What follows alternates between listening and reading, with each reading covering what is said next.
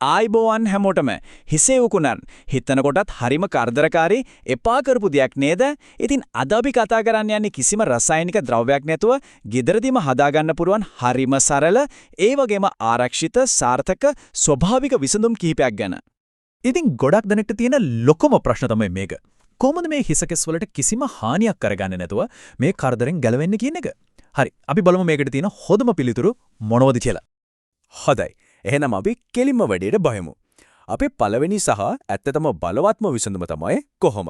හැමෝම දන්න ඕනේ කොහොම වල තියෙන ස්වභාවික විෂ බීජනාශක ගුණය උකුණන්ව මර්ධනය කරන්න නියමයි. මේක පාවිච්චි කරන්න හරිම ලේසි ක්‍රම දෙකක් තියෙනවා. එකක් තමයි කොහොඹ කොළ ටිකක් අරන් හොඳට කොටලා ඒ යුෂ ටික ඉස්කබලේ ගාලා පැයක් විතර තියලා සෝදලා දාන එක. එහෙම නැත්නම් ඊටත් වඩා ලේසි කොහොඹ තෙල් ටිකක් ඔළුවේ ගාලා හොඳට පීරන එක. හරි, කොහොම ගැන අපි දැක්කා. දැන් අපි බලමු අපේ කුස්සිය ඇතුළෙම හැංගිලා තියෙන තවත් බලගතු විසඳුම් මොනවද කියලා.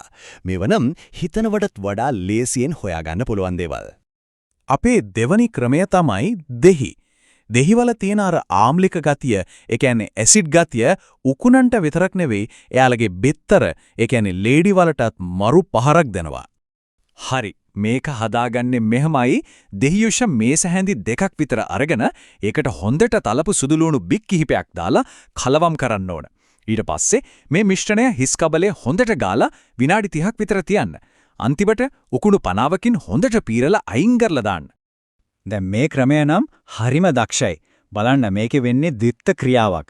පොල් තෙල් වලින් උකුණන්ව හුස්ම හිර කරවනවා. ඒ අතරෙම කපුරු වල තියෙන අර සැර සුවඳට උකුණන්ට එතන ඉන්නම බැරි වෙනවා. ඒ කියන්නේ එකම වෙලාවේ ප්‍රහාර දෙකක්. මේක නම් රැයක් පුරා තියන්න ඕන ප්‍රතිකාරයක්.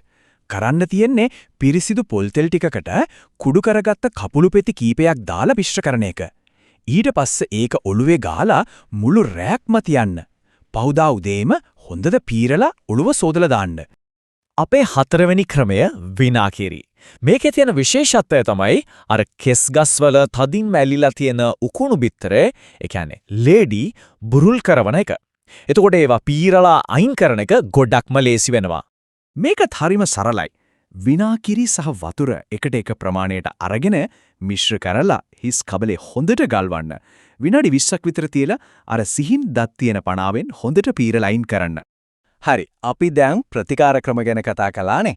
හැබැයි මේ ප්‍රතිකාර විතරක් කරලා මදි. මේ සටන සම්පූර්ණයෙන්ම දිනන්න නම් අනිවාර්යෙන්ම පිළිපදින්න ඕන රහස් ටිකක් තියෙනවා. අපි දැන් බලමු මේ මොනවද කියලා. ඇත්තටම මේ ප්‍රතිකාර හරියටම සාර්ථක කරගන්න අපි අනිවාර්යෙන්ම කරන්න ඕන දේවල් තියෙන්නේ තුනයි. මේ තුන හරියටම කළොත් ප්‍රතිඵලය සාහතිකයි කියන්න පුරුවන්. ඉතින් මෙන්න ඒ තීරණාත්මක කාරණා තුන. පළවෙනි එක පීරීම. මොන ප්‍රතිකාරයක් කරත් ඊට පස්සේ අර සිහින් දත් තියෙන උකුණු පණාවෙන් පීරණ එක නම් අනිවාර්යයි. දෙවෙනි එක පිරිසිදුකම. කොට්ටවුර තුවා වගේ දේවල් හොඳට උණු වතුරෙන් සෝදලා තදාව්වේ වේලන්න ඕන. නැත්තම් ආයෙත් බෝ වෙන්න තියෙන ඉඩ වැඩි. තුන්වෙනි සහ වැදගත්ම දේ තමයි අඛණ්ඩතාවය. මේක එකපාරක් කරලා නවත්තන්න බෑ. අඩුම තරමේ සති දෙකක්වත් සතියකට දෙපාරක් දිගටම කරන්න ඕන. අපි මේ කතාව අවසන් කරන්න කලින් හැමෝම මේ ප්‍රතිකාර ආරක්ෂිතව පාවිච්චි කරනවද කියලා තහවුරු කරගන්න හරිම වැදගත් අවසාන උපදේශයක් දෙන්න තියෙනවා.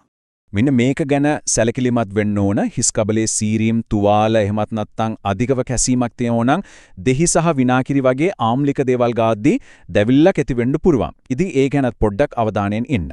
ඉතින් රසායනික ද්‍රව්‍ය වලින් තොරව සෝබාදහමේ තියෙන මේ බලවත් ශක්තිය පාවිච්චි කරලා මේ කරදරකාරී ගැටලුවට තිත තියන්න හැමෝම දැන් සූදානම් ඇති කියලා හිතනවා.